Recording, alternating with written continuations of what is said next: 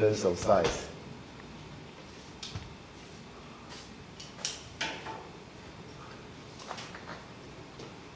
Okay. 可以吗？ 可以。 Okay. So,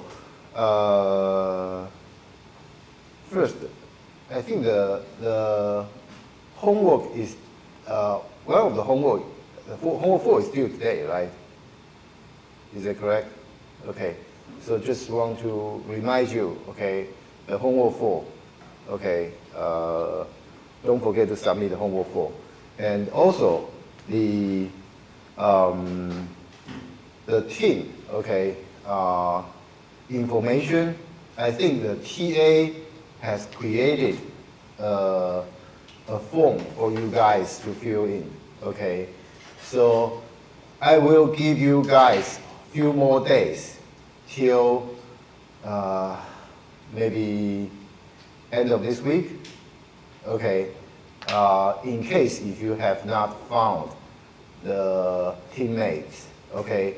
But if you couldn't find a teammate, that's fine, okay? I mean, the TA will do the assignment for you, okay? But it's just that, I mean, I would like you guys to you know, at least try to find your teammate, like, first, okay? So,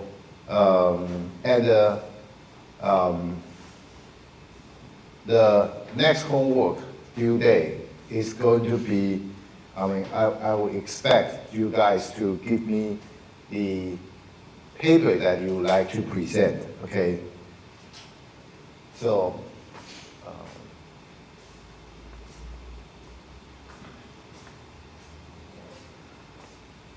so that's about it. So we will start today's lecture, okay,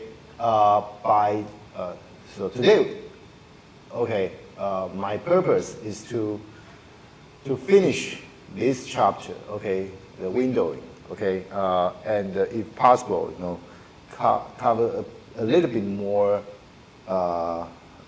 slides in the next chapter, if possible, but I will not force that. I mean, after all, there are already a lot of material in this chapter, okay?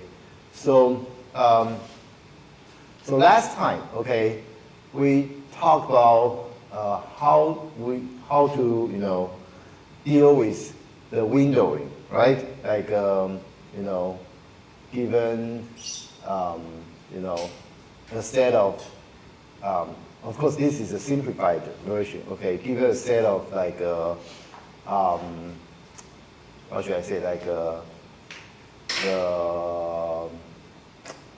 horizontal lines, and we would like to, you know, and axis parallel window, and we would like to find like the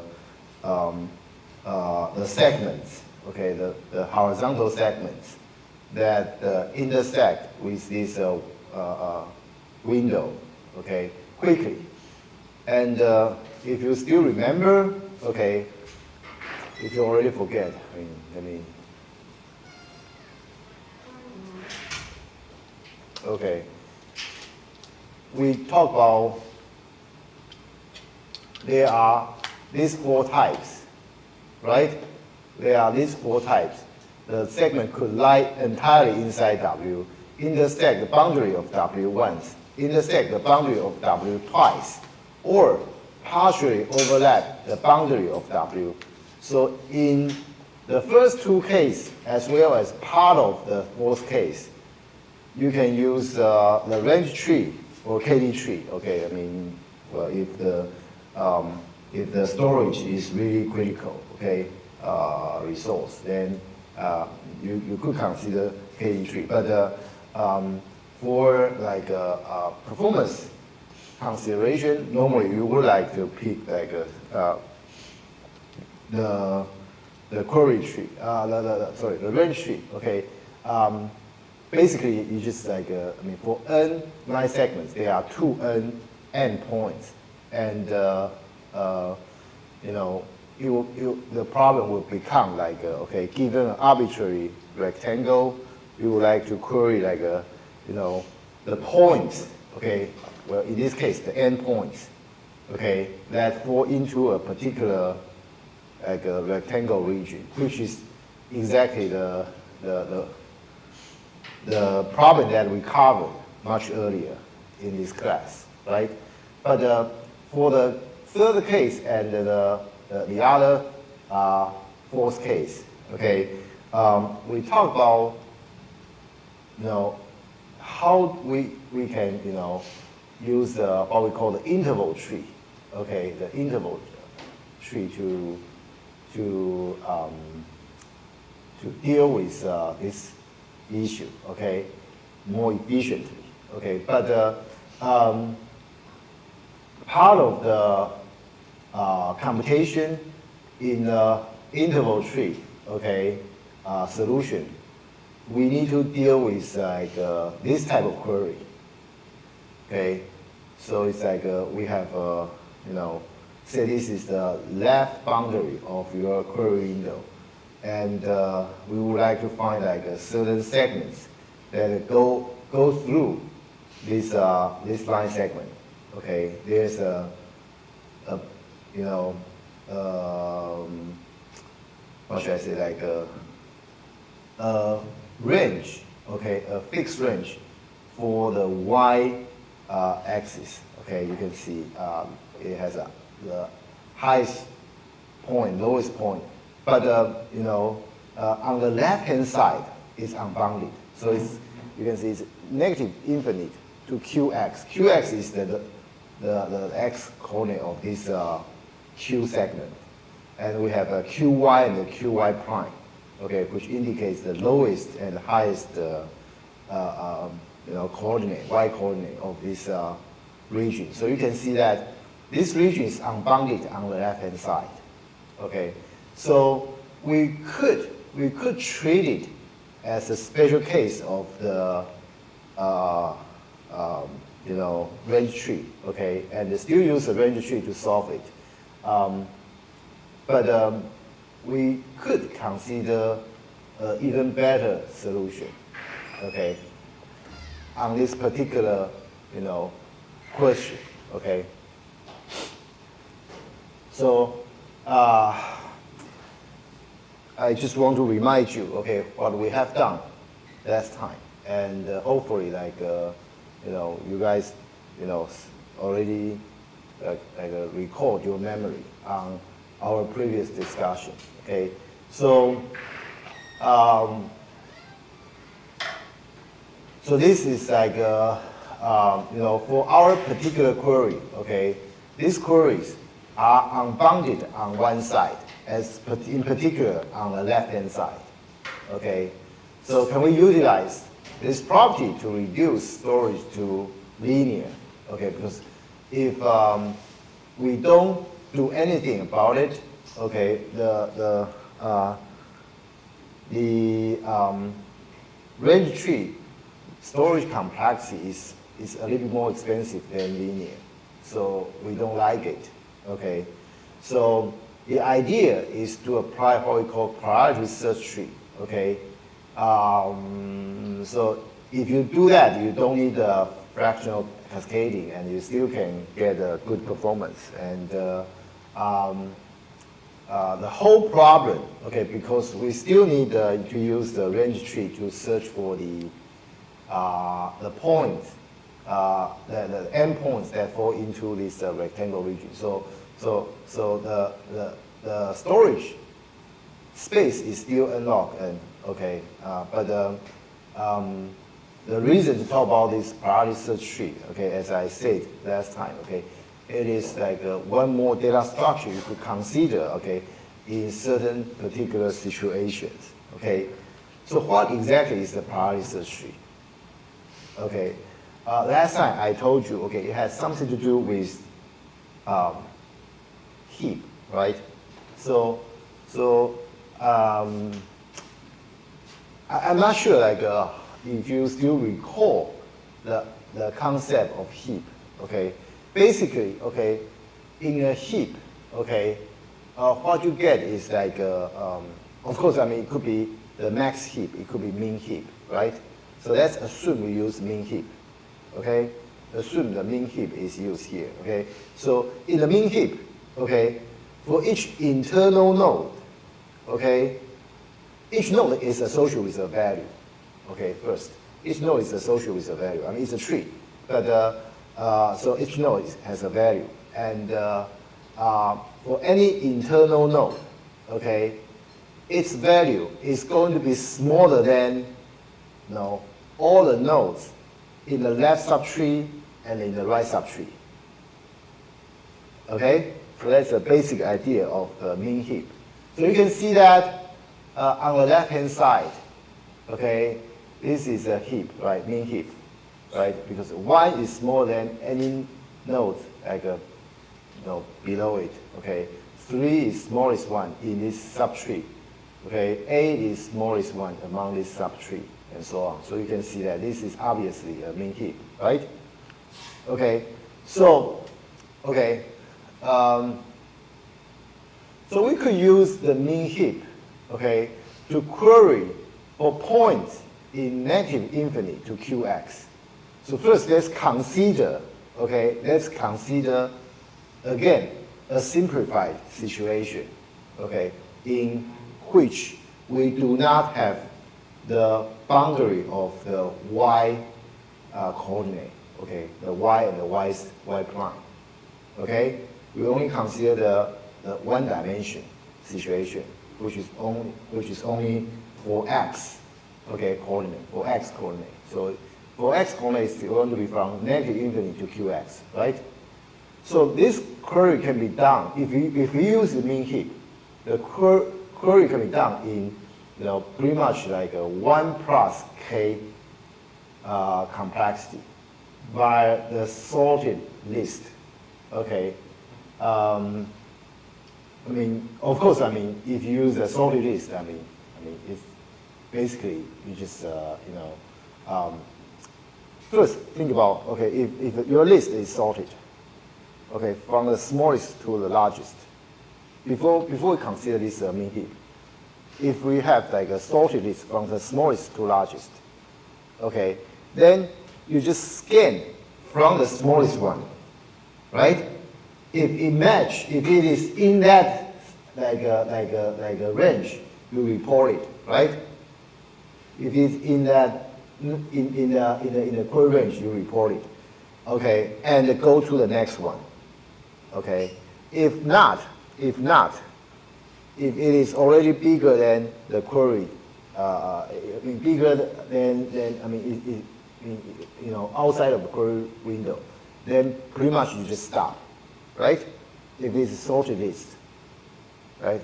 So you pretty much it's going to be the number of elements you output, and you need to look for one more element to decide whether to stop or not, right? So it's going to be 1 plus k, right? If it's a sorted list. And we can use heap to achieve the same query time as a sorted list. How? How do we do that? So you can see this is the example. Okay, this is a min heap, right?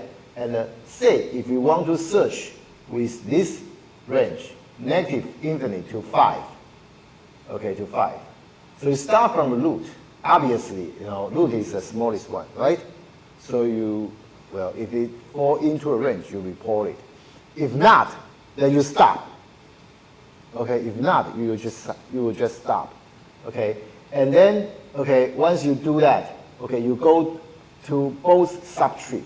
You go on to the both subtrees. Okay, so you go to 3. Well, 3 again, you examine this node, and 3 is inside this range, so report 3. And again, you go to the both subtrees.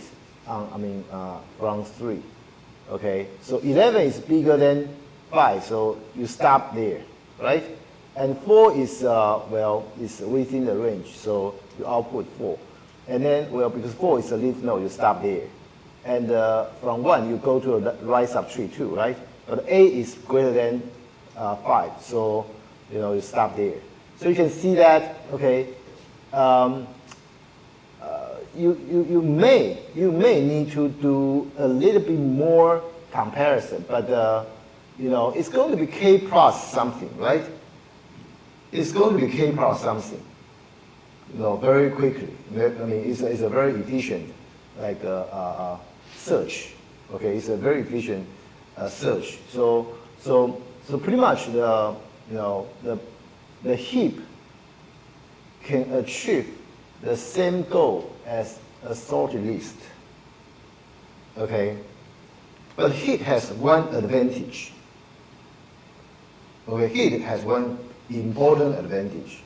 What is the advantage? Remember, our problem is two-dimensional.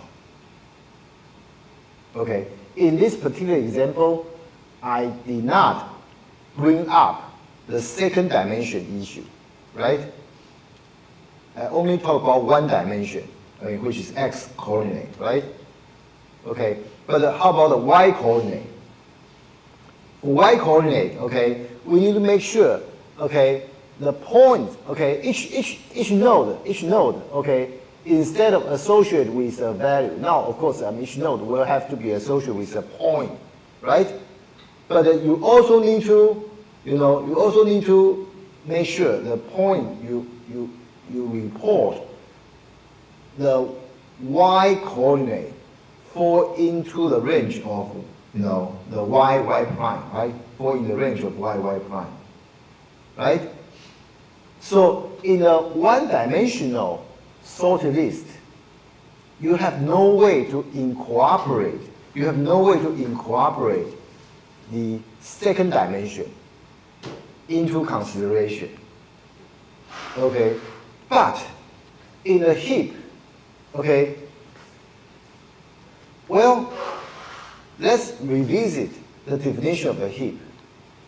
Okay, for the heap, okay, the only thing we know is that, I mean, let's say we just fix our, we just put our attention to mean heap. Okay, for the heap, okay, the root value, we just need to make sure the root value needs to be smaller than its two. How come it's so? It's for example, 1 has to be smaller than 3 and 8, right? 3 has to be smaller than 11 and 4. 11 has to be smaller than 36 and 22, and so on, right? But do we have any restriction in terms of, okay, for example, 3, 8, they are children of 1, right? They are children of node 1. I mean, do we control their, left and the right relation? We don't have the control. I mean, we could have the control, right? We could have this control, but we just, I mean, in the original heap definition, we didn't put any consideration on that. So this is one freedom we can take advantage of, okay, to handle the y coordinate range. Okay? Let me repeat. Okay?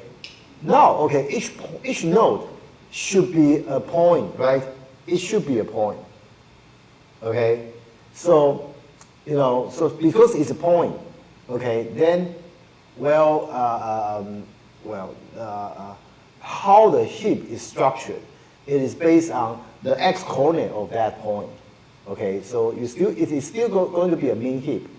Okay, if you look at the x coordinates of the points in each node. However, okay, the y coordinate, okay, you could do something about it. What to do? I mean, what do you do? Basically, you make sure, okay, I mean, the left and the right relationship is not given arbitrarily. Okay, let me show you something like this. Okay,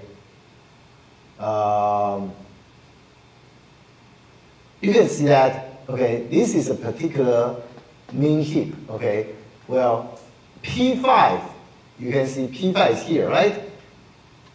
P5 has the lowest x coordinate. Is that right? Right?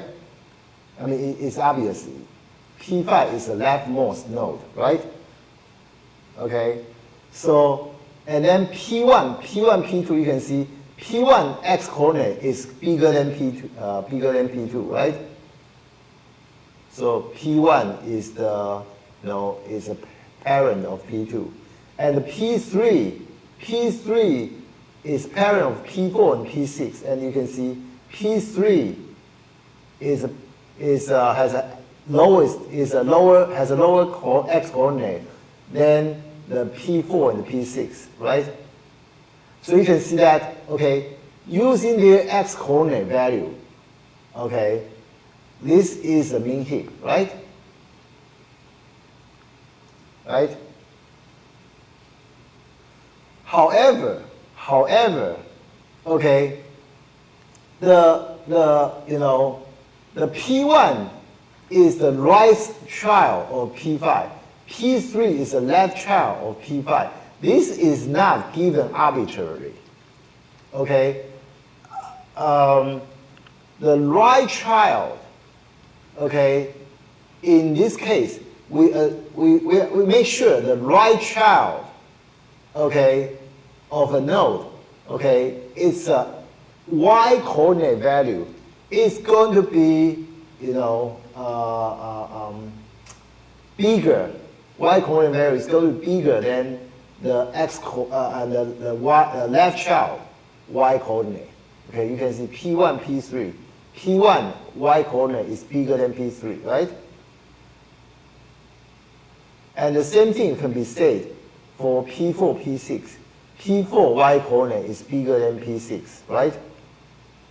So this, okay, this sibling relation is no longer arbitrary. Okay, you cannot swap them. Okay? So this is called priority tree. Okay? Priority search tree, I'm sorry. Priority search tree. Yes? Why don't we just put the y coordinates on the node and we add two more comparison on each node to check if they're in the range? Why don't we just do that instead of this compressed Okay. data structure? Say, okay, these three people, okay, their x coordinate fall into a range. The other three people, their y coordinate fall into a range. And then, I mean, what should I say? You need to use a certain intersection operation to find out, right? If a node satisfies both conditions. You know what I'm saying? No, I mean, we just do the one-dimensional search. And for each node, we check if they are inside the y coordinate range. Yes. If not, we just delete. Here, we are trying to do it even more efficient than that. Okay? Can it be efficient than Yes, it's more efficient than that. linear? Let me finish this discussion. Okay? Let me finish this discussion first. Okay? So basically, okay, once you understand this priority search tree, okay, the formal definition of priority search tree is given as follows, okay?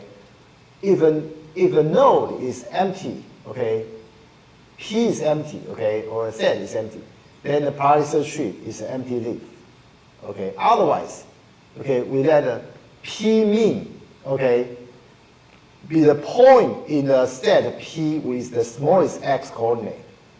That node has to be the root, okay? Because as I said, we use the x coordinate, okay, the x coordinate of these points, okay, form a mean heap in the tree, right?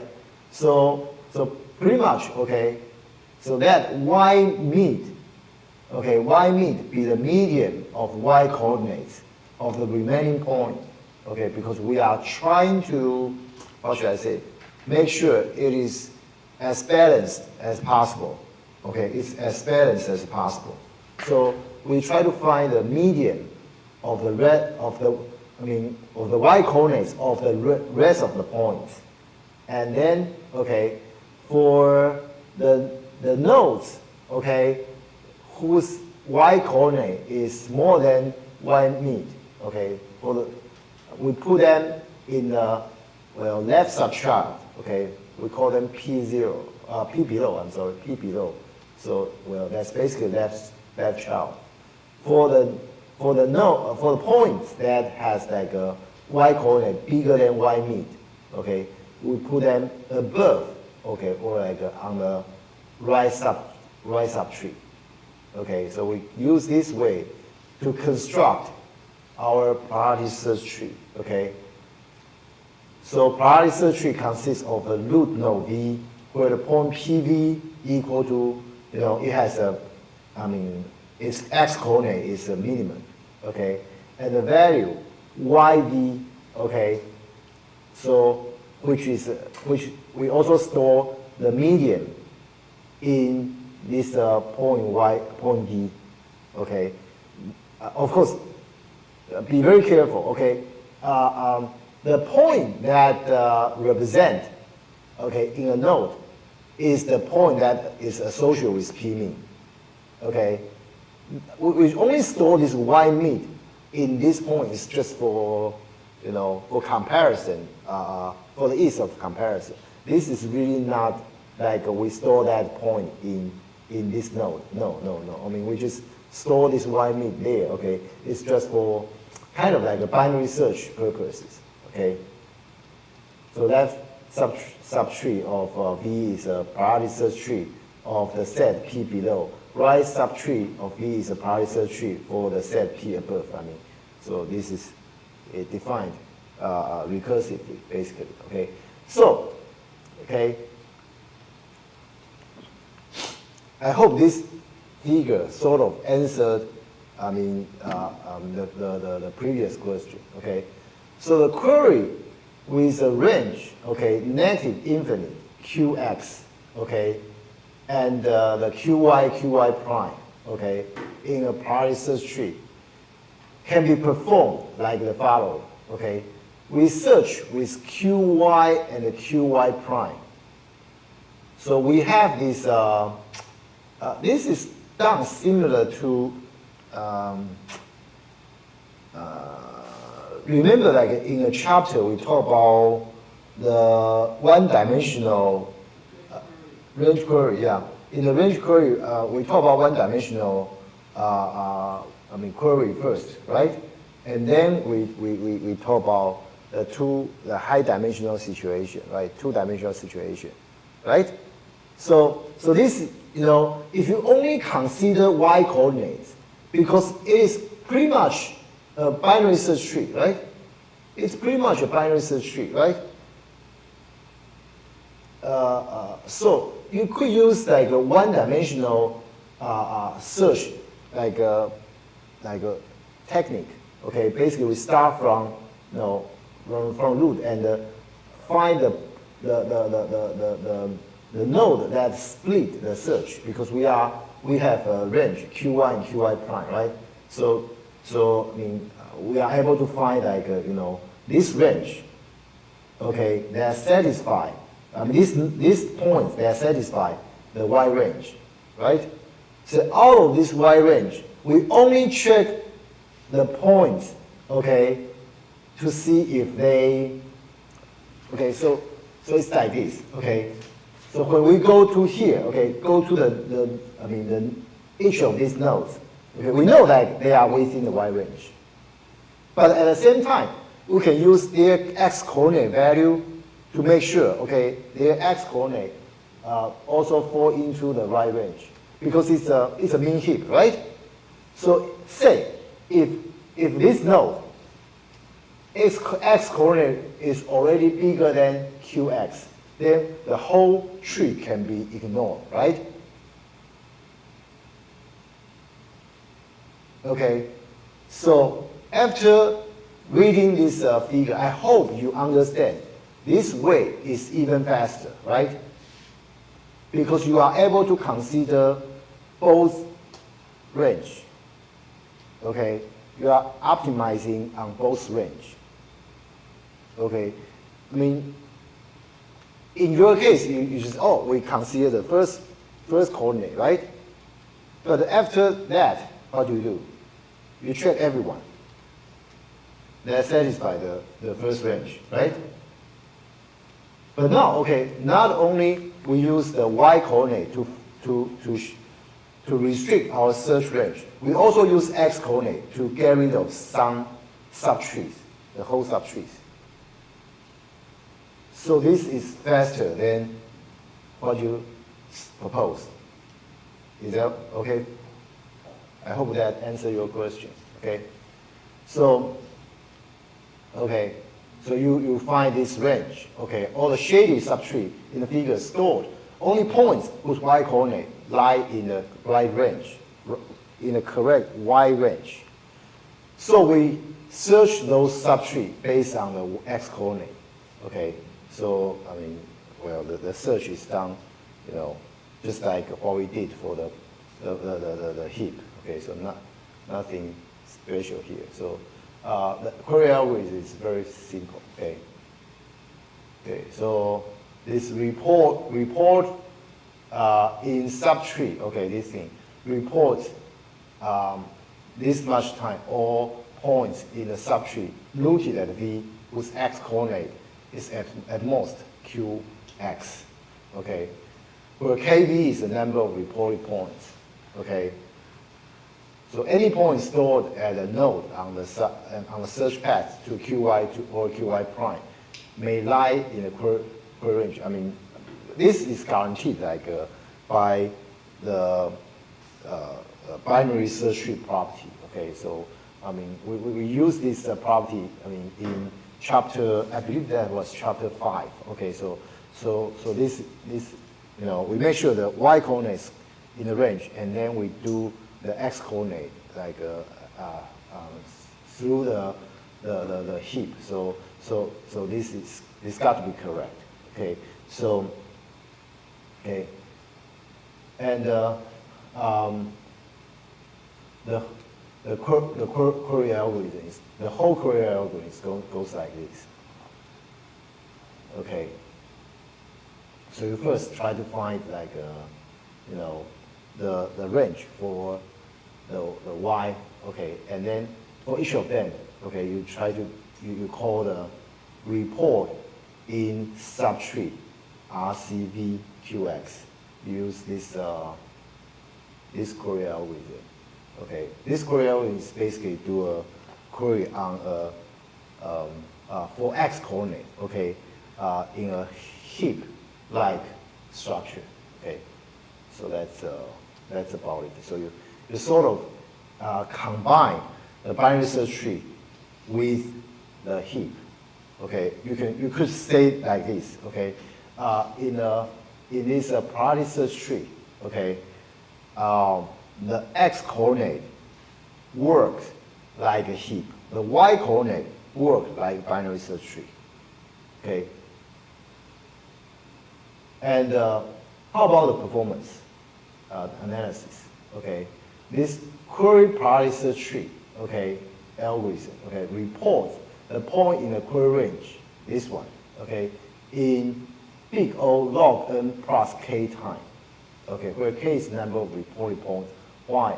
Because think about this, okay, no matter how, you know, regardlessly, okay, this tree, this tree, not only because in the construction we sort of, I mean, guarantee it's sort of balanced, right?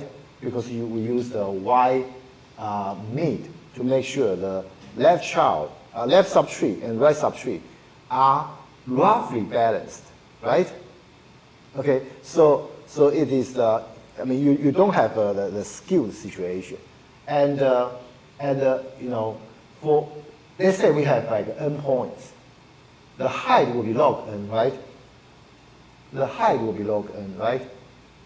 And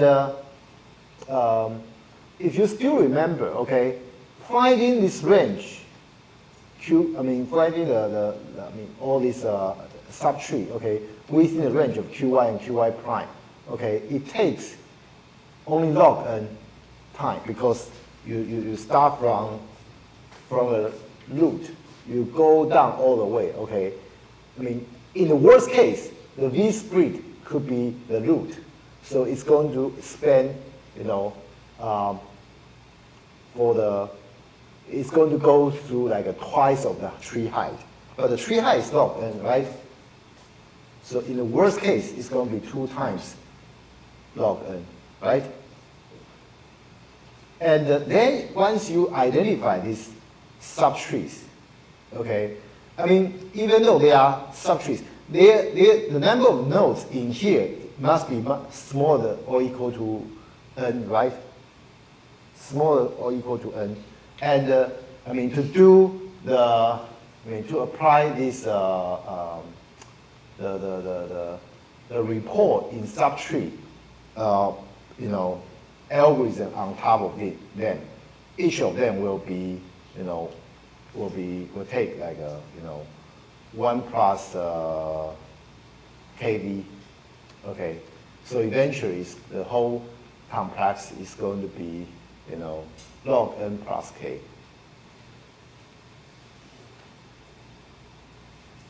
And this priority search tree, okay, for set P of n points in a plane, uses linear storage. Why is it linear? Because it's a tree after all, right?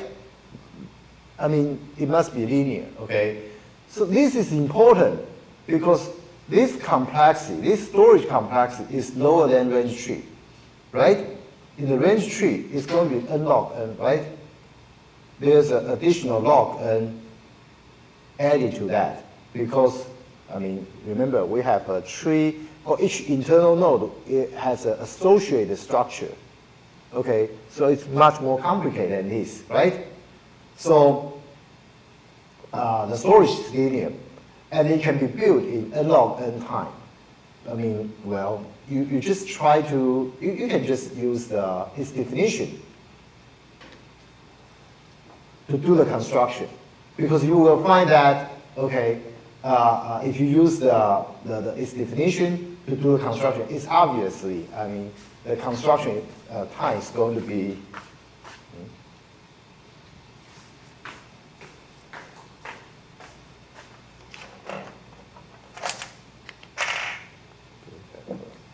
good.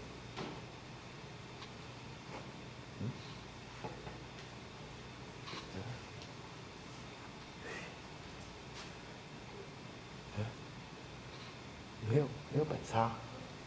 它就在那里。哦。OK。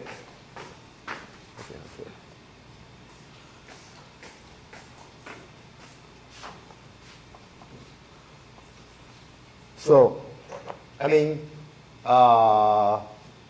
it takes a linear time to find the P mean. Okay, and we need to sort the points based on its y coordinate. One time. Okay, and then after that, okay, the construction, okay, is going to be, the sorting of the points based on y coordinate take n log n, right? But that's only one time thing, okay? So sorting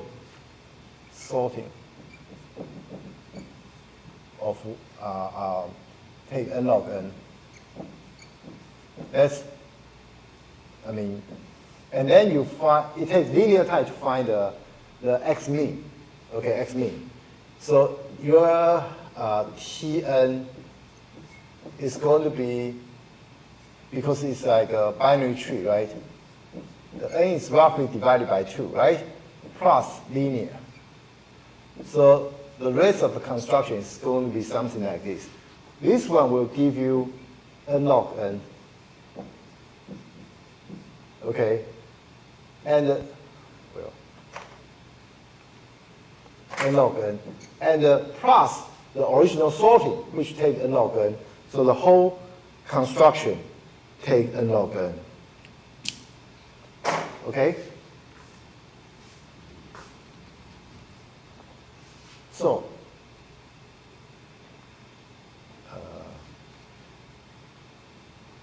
okay, can be built in n log n time. So using the priority search tree, we can report all points in the query range of the form, inside this range, okay, in big O log n plus k, okay, time, okay, where k is the number of reported points. So that's about it for the priority search tree, okay? So, which is pretty nice, right? Okay, it's pretty nice because we have a lower complexity in terms of the storage, but the search and the construction time for this data structure, okay, the query and the construction time for data structure look great, okay, look great. But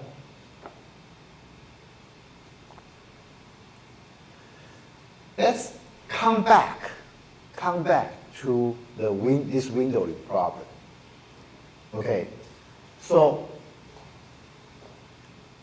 let's revisit this axis parallel line segment issue.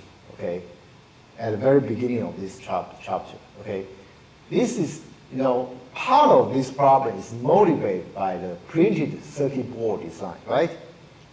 Printed circuit board design. I show you printed circuit board. This thing, right? Okay, so it has all these, line segments. Okay, we admit a lot of them are axis parallel. Okay, either vertical or horizontal, right? However, you can still see a lot of these segments that are, what should I say, like not axis parallel, right? They are sort of like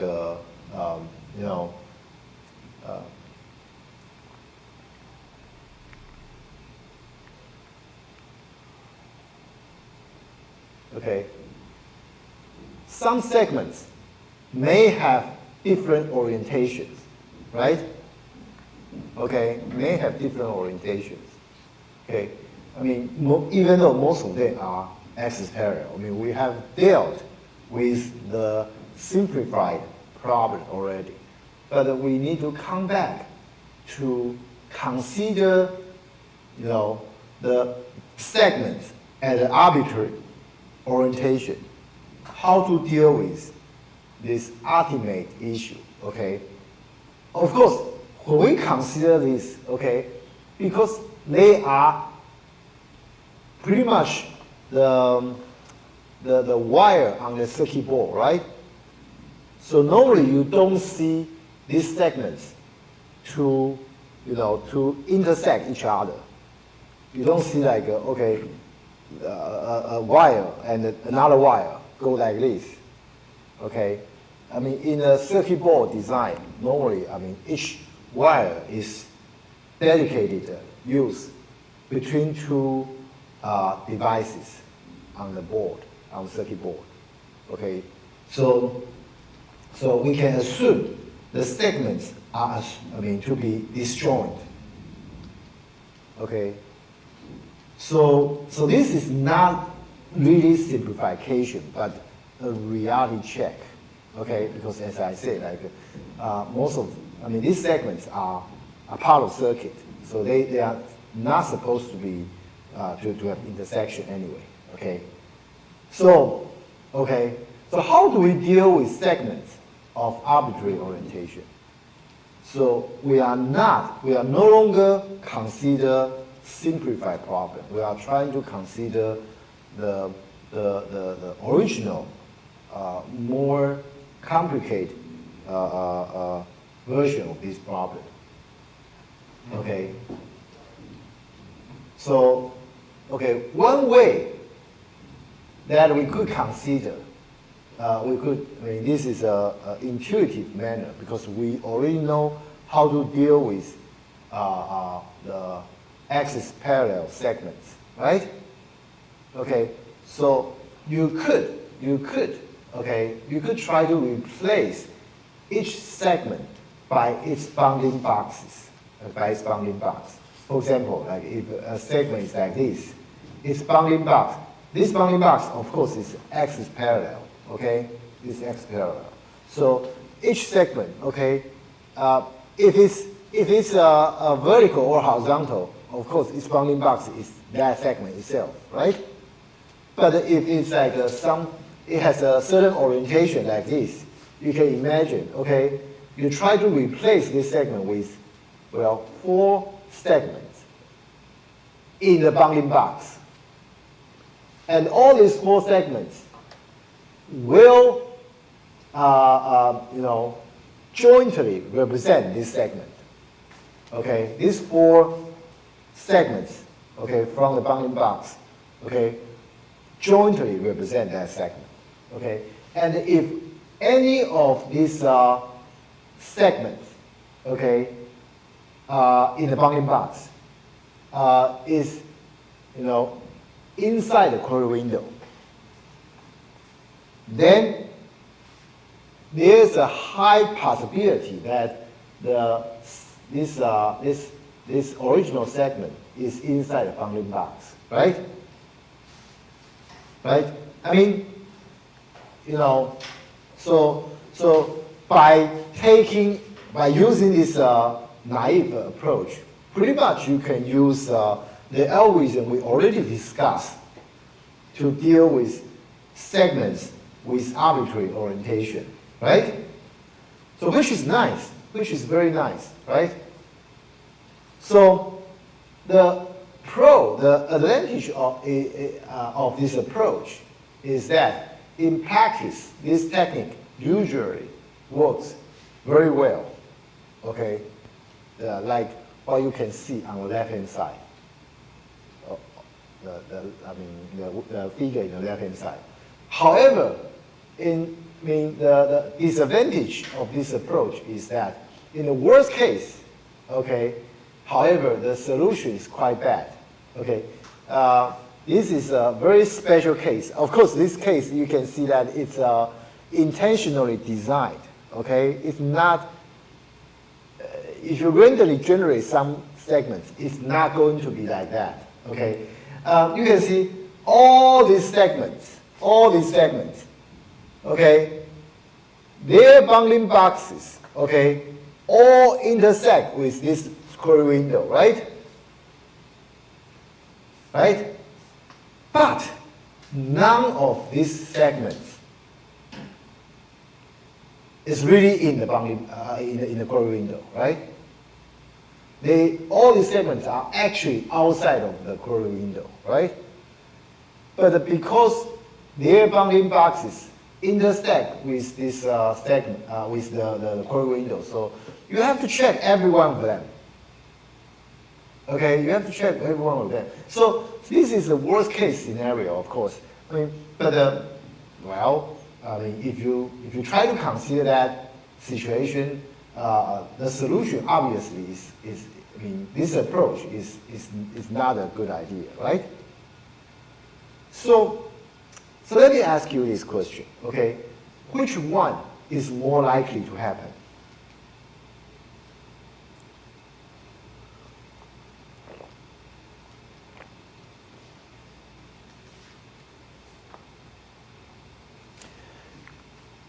In reality, it's hard to say. I will not say the right-hand side situation doesn't happen that often. Why do I say that?